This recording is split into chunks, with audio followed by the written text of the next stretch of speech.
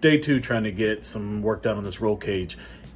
We are dodging weather right now. It's about to start raining again, and it has rained all night, so we're just kind of seeing where we can get a little bit of work done. Right now we're just trying to get these back bars set, and we want to get that taken care of. At least, you know, notch the back of the cab, get that kind of set up and make sure we know where we're at. If we can and we have time, we'll drop it down and go ahead and do all the welding of the top, lift it back up into place, but we're just going to do our best to get something done on it. That way we can keep making forward progress with it. All right, y'all take a look here. We're gonna start by today by finishing taking a hole saw, cutting a hole in so we can tie into the back main hoop of the cage. We're gonna run it down right here to this bar, but for right now, all we're gonna do is tack it so that we can break it loose down here, slide this bar out, and the cage will still drop down to weld out the top. So we do not have to cut the roof out like some other people's trucks. We're gonna try to avoid that today. We'll see how it goes. That feels like a personal dig at me.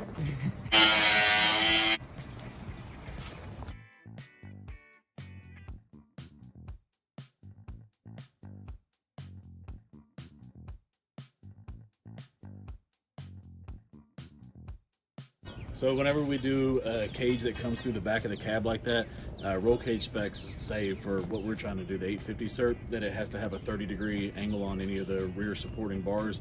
It says minimum of a 30-degree, and it's a little, you know, kind of shady on how that actually works. So we're just going to say that 30 degrees is what we want. So we went ahead and had these bars bent to 30 degrees. That way when they come out of the cab, you know, we can just take here and trim out what needs to be trimmed out. So when it comes out at a 90, it automatically has that 30-degree angle. We've already measured and set the bar in the back where it's going to be, so everything should work out. So that's why these are pre-bent like this. It didn't come this way. We did have to go and take it to a local shop, and they took care of that for us. But measuring and notching the rear bars is not that difficult of a task. You just really need to have an idea of where you want it to land. So measure twice, cut 7 times.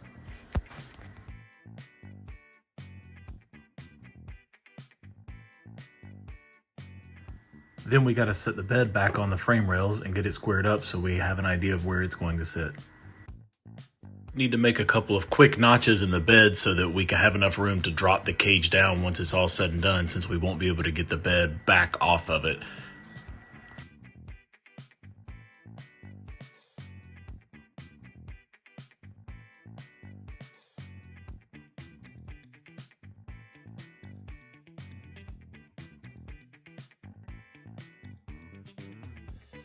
So we forgot to turn on the time lapse while doing it, but basically we went ahead, we dropped it down, we welded out the top of the cage and picked everything back up, tacked it all back in, double checked every measurement, then we triple checked it, realized we were a little off and said fuck it, and welded it out anyways.